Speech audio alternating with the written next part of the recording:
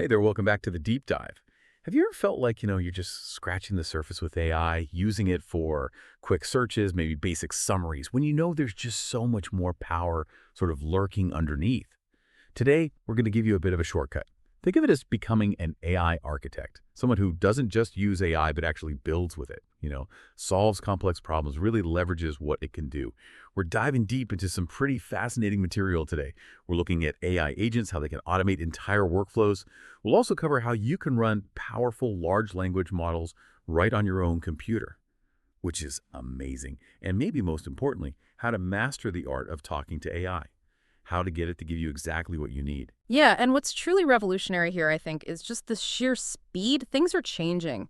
We're moving way beyond simple queries now towards really sophisticated automated intelligence. We'll be looking at some very concrete examples, crafting smart assistants, deploying advanced models locally, and then we'll tie it all back to practical, real-world applications, for business. Our mission here isn't just to give you facts, but hopefully those aha moments, the ones that really transform how you think about and interact with AI. Okay, let's unpack this first bit then. Hmm. AI agents. We need to forget simple chatbots, right? When we talk about AI agents or maybe proxies, what are we really saying? We're talking about intelligent entities, things that can string together multiple tasks. They can even make decisions on their own, adapt their approach. Like little automated digital assistants, but highly trained ones. Exactly. And zooming out a bit, this is a really significant leap from just, single-turn conversations or basic commands. AI agents, they're designed to execute complex, multi-step workflows, which, interestingly, mirrors how we solve problems in the real world, doesn't it? Yeah, breaking down a big task into smaller connected actions. Precisely. Diving into these sources on Coze, what really struck me was how accessible it makes creating these bots. Our sources give us a real hands-on look at this platform from ByteDance. Yeah. Yeah, the TikTok company. Right, that caused quite a stir online when it was totally free for a while. It did. Now it operates on a credit system, which makes sense, I guess. But when you create an agent, you set its name, you decide who covers the credits. You or the user, you can add an icon. But here's a little pro tip from the sources, and it kind of reveals something deeper about AI economics, I think. Generating that icon with DALL-E 3 costs 10 credits. Wow, that's a whole day's worth on the free plan, isn't it? Exactly. It's a small detail, sure, but it's like a window into the hidden costs of these AI services. It really highlights why understanding your usage, maybe exploring alternatives like local deployment, becomes so critical, for sustainability. Okay, but here's where it gets really interesting. Coze lets you build these sophisticated workflows. You're basically combining different AI capabilities, different plugins. Imagine automatically finding news articles, summarizing them, even rewriting them, all tailored exactly how you want. But that begs the question, how do you actually design an AI to do something so nuanced? Our sources detail a specific workflow. Let's take a news rewriter example. Okay, so you start by creating a workflow, give it a name English only, no spaces apparently. Right? The little details. Yeah. Then you add a news plugin to fetch articles. You can configure it, say, search in Chinese using Z. Next, you add a condition node.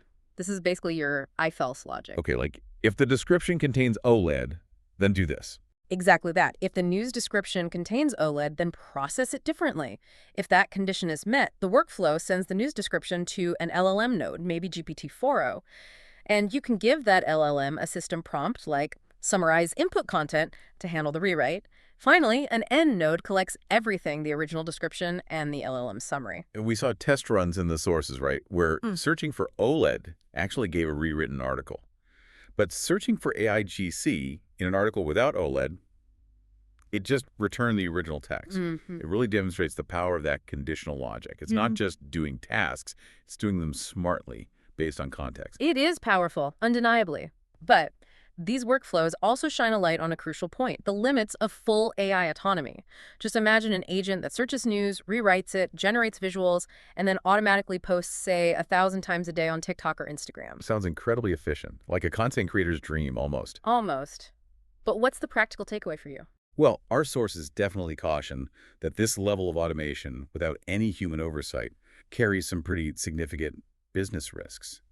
I mean, what if the AI makes a factual error? Damages your brand's credibility. Or uses culturally insensitive language, that could be disastrous. Or even just makes a mistake that costs money, like mispricing something. And the AI won't ask for approval, right? It just publishes. Yeah, that really underlines the need for human critical thinking, for deep brand alignment. Careful review is essential. Absolutely. Knowledge is most valuable when it's understood and applied correctly. Businesses still need that tight collaboration between departments. Marketing, finance, HR, R&D, they all need to ensure that whatever the AI generates actually aligns with the company's resources, its capabilities, its strategic direction. A simple prompt, no matter how clever you make it, just won't account for all those internal nuances and interdependencies on its own. And Coze offers more advanced stuff too, right? For building even smarter agents, like creating a knowledge base, feeding it your own documents, PDFs, text files, Word docs. Yeah, or even integrating with Notion or Google Docs, which is pretty handy. The idea is the AI searches your specific information first. Making it truly bespoke, yeah. And something else that really captivates me is the variables feature. You can actually define fixed answers for specific questions. Oh, interesting. How would that work? Well, for instance, if someone asks, "Who is Little Prince?" you could program the AI to always respond, "Little Prince is teacher Hongjia, currently an information finance professor at Taipei Tech University." Ah, I see. So you ensure consistent, branded responses. That'd be vital for things like customer service or FAQs. Exactly. Consistency.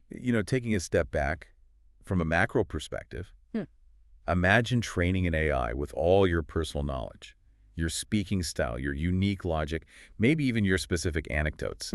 Like creating a digital twin, almost. Kind of. You could effectively create an AI clone that generates content in your unique voice.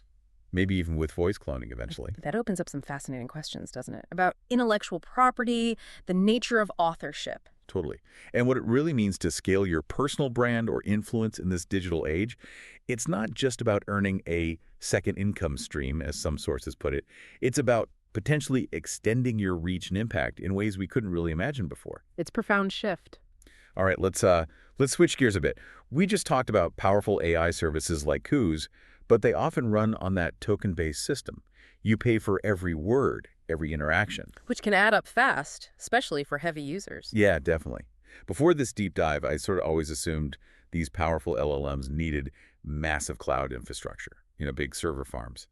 But the sources introduced LM Studio, and, well, it seems to completely change that whole notion. Right, which leads us to wonder, what if you want to use these powerful LLMs without those recurring cloud costs?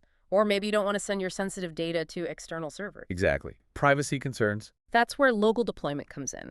It lets you run advanced models directly on your own computer. The benefits: significant cost savings potentially, greater control, enhanced privacy. It's a real game changer for many people and businesses.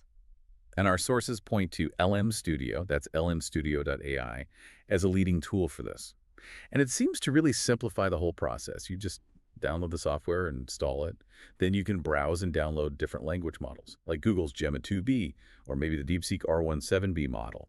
It seems surprisingly straightforward. It is quite user-friendly, and LM Studio lets you enable GPU acceleration, too, for much faster processing if your hardware supports it. You can manage all your downloaded miles easily. And here's a key feature. It lets you run a local inference server. Okay, what did that do? It essentially makes your local LLMs compatible with OpenAI's API standard. So developers can integrate these locally run models into their applications just like they would with cloud-based services like GPT. Oh, wow. So you get the local benefits but still have that common interface. Exactly. You can even use extensions like the Continue one mentioned to integrate it directly into VS Code for coding help. Pretty seamless. And there's another option mentioned too, right? JAN.AI. Yep, Jan.ai. That's another great choice for local deployment. It's open source, and it pitches itself as a 100% offline alternative to ChatGPT, running right on your computer. And the setup is similar to LM Studio. Very similar, yeah. So it's also quite accessible for people wanting to try local LLMs. Okay, so how can you actually leverage this? I mean, are these local models powerful enough? Our sources put them to the test with some fun, kind of tricky examples. Logic puzzles, basically. Right, to see how well they handle reasoning tasks, even the smaller models. Yeah, like the classic airplane crash question. If a plane crashes on the border of the U.S. and Canada, where should the survivors be buried? Huh. And did it get it right? It did. A smart AI correctly responded that survivors don't need burying. Good start. But then, you have 3 pills. Take one every half hour. How long will it take to finish them all? Ah, the timing one. What did it say? It struggled, gave the wrong answer, 1.5 hours, instead of the correct 1 hour. Interesting. So Simple logic, but maybe tripped up by the wording. Maybe. And then the sheep farmer one. A farmer has 17 sheep. All but 9 died. How many sheep are left? Okay, that's a classic gotcha question. And it got caught. The AI incorrectly said 8 sheep were left instead of the actual 9. So it focused on the subtraction part, not the all but 9 phrasing. Seems like it. Yeah. But then for a number sequence, given 2, 6, 12, 20, 30, what's the next number? Okay, pattern recognition. It nailed it. Correctly identified 42. Yeah. So it's definitely a mixed bag. It is, and I think a key consideration then becomes pretty clear from these examples. While AI is incredibly powerful, our own critical thinking, our ability to validate its outputs, that's still absolutely essential. Yeah, you can't just trust it blindly. No way. The ability to spot a logical flaw, even when the AI sounds super confident, that becomes an incredibly valuable skill. It actually reminds me of this time way back I tried to get an early AI to write a love poem for my cat. Oh no, how did that go? Let's just say rhyming whiskers with biscuits wasn't quite the romantic masterpiece I was hoping for. Huh. Okay, fair enough. But it really highlighted, even then, the need for that human touch, that oversight, to make sure it actually makes sense. Definitely. Which leads us nicely into prompting, right? Sure. Because how we ask the AI makes a huge difference. Yeah. Gone are the days of just typing a simple question and hoping for the best. The whole art of prompting, basically. Communicating effectively with AI that's evolved into a really high-value skill. Oh, absolutely. Our sources even mention prompt engineers in the U.S. earning millions annually. Millions. It's incredible. It's really a testament to how crucial this communication piece has become. And there are specific techniques emerging, like the interrogation method. Okay, interrogation sounds intense. What is it? It's really about a structured approach, questioning the AI systematically to get more precise, more useful answers. You break down your request. You start with the core theme, specific details. Then you ask about distinctions or maybe the required steps.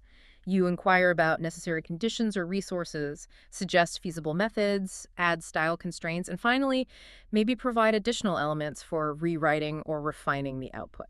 So instead of just asking, write me an essay. Right. You'd ask something much more targeted. Like, okay, imagine I'm a university student.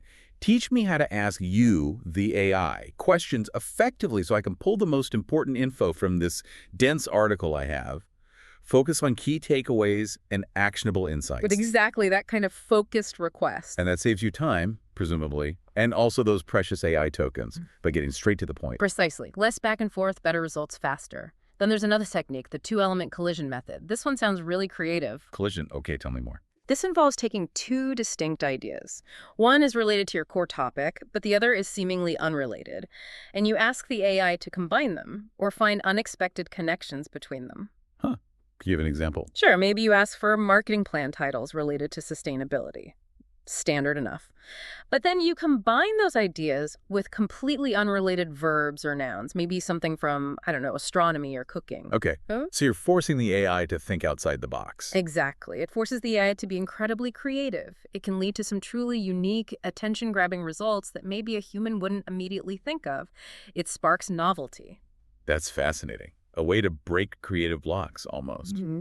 And the third method mentioned, expansion and rewriting. Right. This one's maybe more straightforward, but still crucial. You basically give the AI some initial content, maybe just half a document or some bullet points, and you ask it to expand on it or rewrite it. But the key, again, is guidance. You give it specific instructions. Style, tone, what to emphasize, what to downplay. You're directing it. Precisely.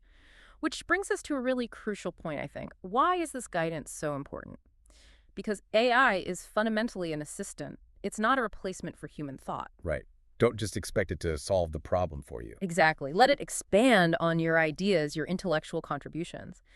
The most valuable skills today, it seems, are your ability to decompose problems, break them down into tasks AI can help with, and then interrogate the AI effectively to get precisely what you need from it. Problem decomposition and effective questioning. Got it. Now, let's bring this into a business context. Our sources also dove into crafting an operation plan using AI.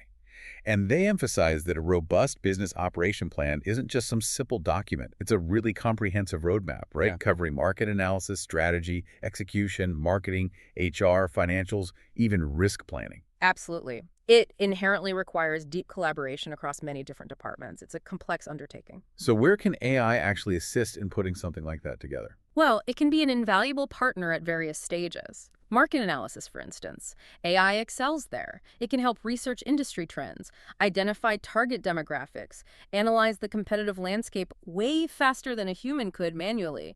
It could even do things like sentiment analysis on competitor reviews online to find potential market gaps. Okay, that's pretty powerful for the initial research phase. Yeah. What about other sections? For, say, the HR section, it could draft preliminary job descriptions based on the role parameters you feed it. Or it could help analyze compensation benchmarks across different markets to inform your salary structures. And financials. Yeah. I imagine that still needs a lot of human input. Oh, definitely. The core assumptions have to come from humans. But AI could, for example, quickly generate multiple financial forecast scenarios based on varying revenue estimates or cost assumptions you provide. It gives you a much faster starting point for analysis than doing all those calculations manually. It can help draft initial content, summarize data, suggest structures. Okay, so it's a powerful drafting assistant and data processor. Hmm. But we still need that human context, right? Absolutely crucial. AI won't inherently know your company's unique resources, its specific capabilities, the internal culture, or those really granular customer profiles you've developed. You, the human, have to provide that critical input. You have to steer the AI. Exactly. To ensure the plan is truly relevant, actually actionable, and genuinely aligned with your organizational reality, you definitely can't just plug and play for something this strategic. It really reinforces that human-AI collaboration theme. It does. And speaking of capability, the striking thing here, woven through all these sources, is just the sheer speed of AI development. It's relentless. Our sources highlight some really groundbreaking advancements, like applying diffusion models, the kind used in image generation, to large language models. Diffusion models for text. How does it work? It allows them to generate entire articles, potentially, all at once, rather than word by word sequentially, like most LLMs do now. Whoa. So more like generating a whole picture, but with text. Kind of, yeah. It's a potential leap in efficiency and maybe even coherence for longer texts, a fundamental shift. And it's not just text generation getting these upgrades, is it? Not at all. We also learned about a platform called Menus. It seems to be demonstrating capabilities that feel a bit like early AGI artificial general intelligence. Menus. What does it do? Apparently, a simple text prompt can trigger it to chain multiple AI agents together to generate complex outputs, like fully interactive web pages, functional code, even audio files. All from one text prompt by linking agents. Wow. And then consider something like Comfy UI version 2.1. This allows video generation from text or images, but running on local machines with fairly minimal hardware. Video generation locally. Wasn't that super resource intensive? Like needing expensive cloud platforms. Exactly. A capability that not long ago might have cost you $2,000 a month on a cloud platform like Sora is now potentially doable on your own computer. That's truly mind-boggling. The pace is just incredible. It really is. And this rapid evolution means today's cutting-edge AI tool might just be commonplace tomorrow, or even obsolete next week. Your ability to adapt, to continuously learn, and to strategically integrate these new technologies into your workflow, that's becoming paramount. That 1 versus 99 scenario the sources mentioned, Yeah. you have to keep enhancing your competitive edge because the tools are evolving so fast. You do. Staying informed and agile is key. Wow. Okay, what a deep dive this has been, seriously. We've explored the exciting world of AI agents with Coze, how they can automate things. We discovered the really practical benefits of deploying powerful LLMs locally, using tools like LM Studio and Jan, saving costs, boosting privacy, and maybe most importantly, we've honed our understanding of these advanced prompting techniques, how to talk to the AI to unlock its full potential. Yeah, and I think the core takeaway weaving through all of this is pretty clear. Knowledge is most valuable when you understand it and actually apply it. While AI offers just unprecedented power and efficiency generating info, processing data at scale, human critical thinking, that ability for precise problem decomposition we talked about, and just careful ethical oversight, those remain absolutely indispensable. It's not AI replacing humans. No, it's about humans intelligently leveraging AI to achieve more, to augment our own capabilities. That's the future, I believe. So, as AI continues to learn and create at its almost unimaginable pace, it leaves us with a big question, doesn't it? What unique human skills will become the most valuable? The things that really distinguish you in this evolving landscape? And maybe more personally, how will you cultivate those skills to truly thrive? Something to think about.